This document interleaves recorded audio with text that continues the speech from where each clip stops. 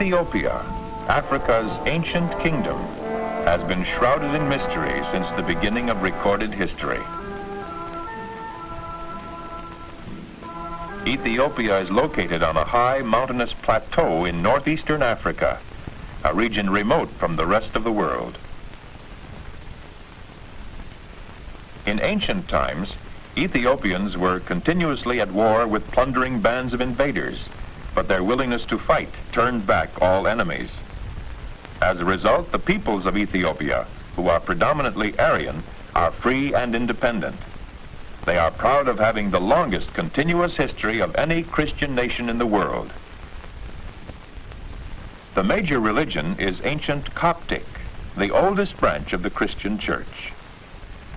Although a constitutional monarchy divided into 12 provinces, each with its own governor, Ethiopia is essentially a feudal state.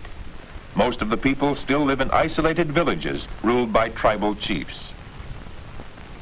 These leaders and warriors are highly respected by their fellow villagers. The chiefs owe their allegiance to His Imperial Majesty Haile Selassie I, conquering lion of the tribe of Judah, elect of God, Emperor of Ethiopia. Haile Selassie is a prince of the world's oldest continuous line of royalty, and according to legend, is a direct descendant of King Solomon and the Queen of Sheba. The boundaries of modern Ethiopia and Eritrea closely match those of ancient Abyssinia.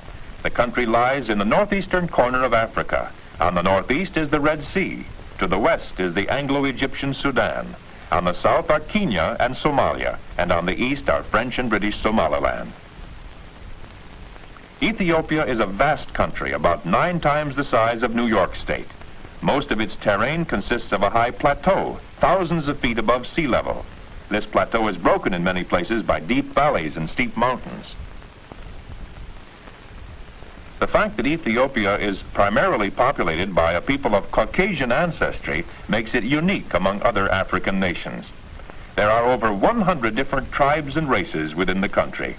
Although dark in complexion, most of the people are Caucasian and are descended from the ancient Hamites and Semites. Although Amharic is the official language, many dialects are spoken. The lack of a universal language is one reason for Ethiopia's slow development. The Amharas are Christians, members of the ancient Coptic Church. They live in Addis Ababa and other parts of the Central Plateau. Although the Amharas are a minority of the total population, they form the dominant ruling class. Another important group are the Galas, who occupy the southern provinces. These people are mostly Muslims and live in the rural areas. There are also many primitive tribes living in the more remote areas of Ethiopia. The Danakils are an example. These nomads live a harsh life, roaming from place to place in the semi-desert sections.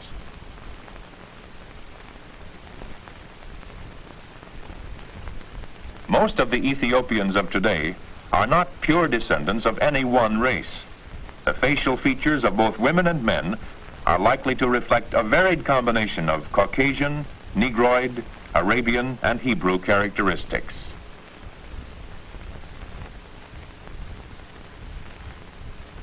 Life for most Ethiopians has changed little from that led by their ancestors.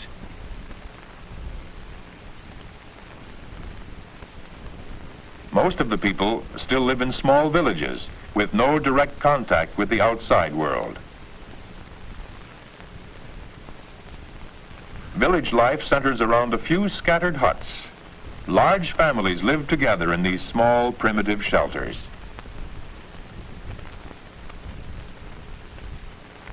These structures are built of mud and straw, with a thatched roof and a dirt floor. Each family collects the materials and builds its own hut.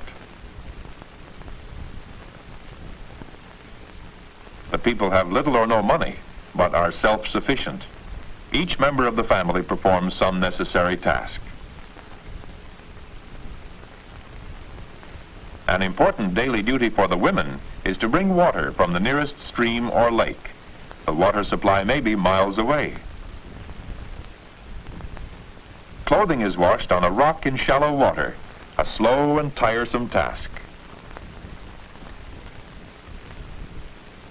Generally speaking, Ethiopia is not noted for its native crafts and excels in very few. One of the home industries is basket weaving.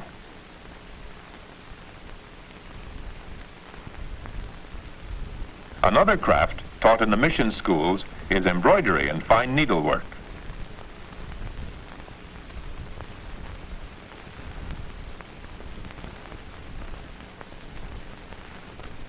Silversmithing is practiced by skilled artisans in Addis Ababa and Harar.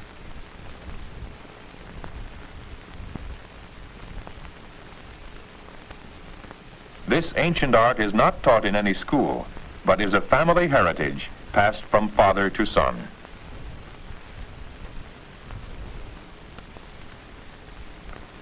Ethiopia has been blessed with fertile soil and sufficient rainfall, making possible varied agricultural activities, including cattle raising. The most widely grown food crop is teff, a very fine grain cereal.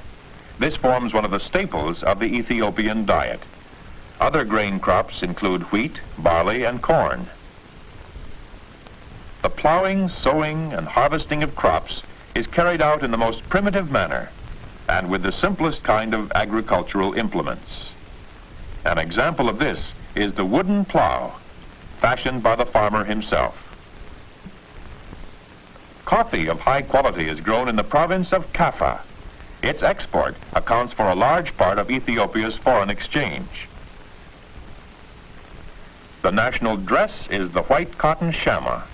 Although some cotton is grown, there is not enough to fill the domestic requirements.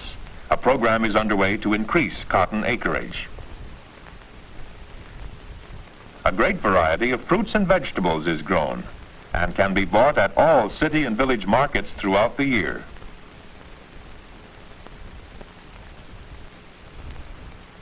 The raising and trading of livestock is very important to the country's economy. Skins and hides are among the chief exports.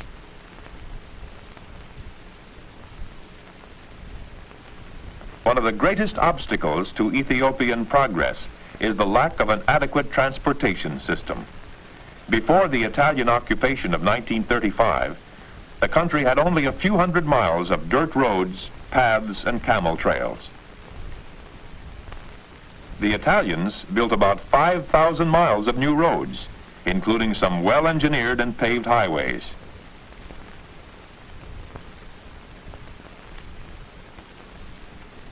Most Ethiopians still transport their goods on their heads or on the backs of pack animals. Motor vehicles are increasing in Addis Ababa, Asmara, and other larger towns, but it will be many years before motor cars become a common sight. Lions are still found in some parts of the country. There are many hyenas throughout Ethiopia. Baboons are widely distributed and are in great numbers. In the lagoon-like reaches of the Blue Nile, there are large herds of hippopotami. The forests that line the river Juba along the Sudan frontier are a favorite haunt of the mighty elephant.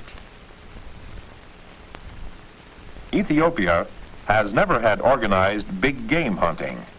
The government is keenly interested in protecting the wild creatures, and this vast country may prove to be one of the last sanctuaries for African wildlife. Although some Ethiopians have discarded traditional garments and adopted modern implements, they still reflect the primitive culture which exerts a profound influence on their behavior. Addis Ababa, the capital and chief city, is located on the central plateau at an altitude of over 8,000 feet. Western ideas and products first appear in Addis Ababa. In the business district, Western architecture predominates, but the streets are congested with people, burros, and carts.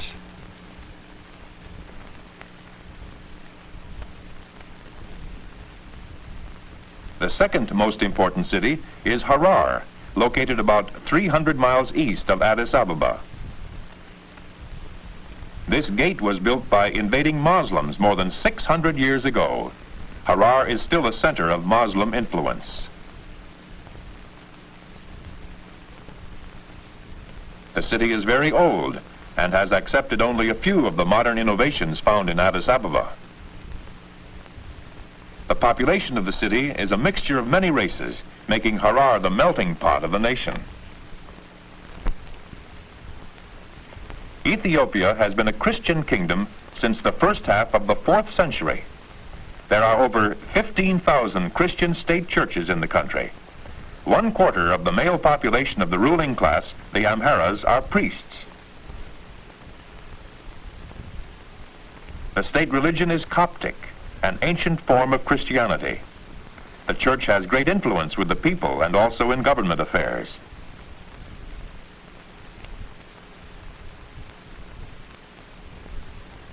Public events, such as this celebration on the anniversary of Haile Selassie's return from exile, are usually of a religious nature.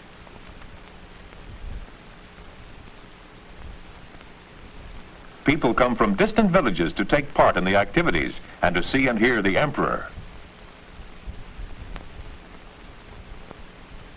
The army has always played a dominant role in Ethiopian life.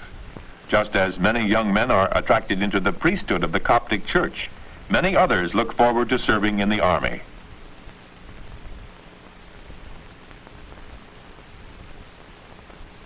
This ancient kingdom was an unconquered nation until the Italian invasion in October 1935. Brave as the people were, they could not match the huge modern war machine of Mussolini. Many improvements were introduced by the Italians during their occupation. Well-engineered paved highways soon were built over the mountains in Eritrea from Massawa to Asmara. In addition to roads and bridges, the Italians contributed many other improvements toward the development of Eritrea, now a federated province of Ethiopia. Eritrea borders the Red Sea, and the major seaport is Massawa, one of the hottest places on earth. It's a busy harbor, shipping hides, skins, salt, coffee, tobacco, and cotton to world markets.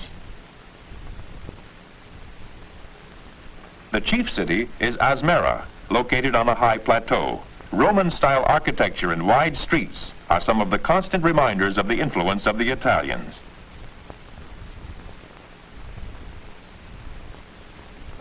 Life within the palace of Haile Selassie is in sharp contrast to the simple, humble existence of most Ethiopians.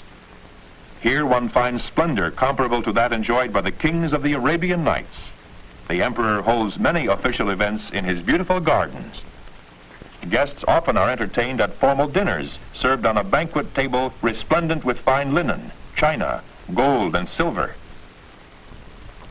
The dinnerware is of finest china, decorated with pure gold. The silver service is a priceless collection of heirlooms and gifts from other princes and heads of states. Although Haile Selassie shares his authority with a council of ministers, in reality, the 20 million people of Ethiopia are still ruled by their benevolent emperor. Haile Selassie is a proud and gentle father, interested in his children and grandchildren. Most of his leisure time is spent with them. The emperor not only has a great love for people, but also a deep concern for all living things. His pets and the animals in his private zoo give him much pleasure. One of the prime concerns of government is the education of the people. An extensive school development program is now underway. Whenever possible, the emperor attends public school events, such as this sports competition.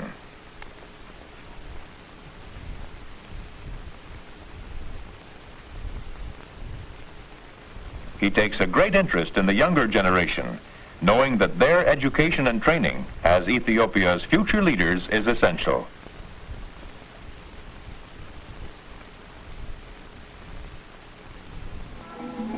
Haile Selassie established the Ethiopian Airways as one answer to the country's transportation problems.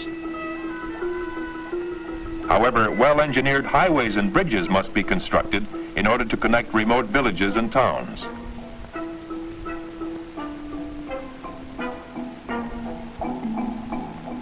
This new bridge, spanning the Blue Nile, is being opened with much ceremony. The Empress usually attends all large ceremonies with her husband. Under the guidance of Haile Selassie, the 225th ruler of this ancient kingdom, Ethiopia is gradually emerging from its isolated and mysterious past into the modern world.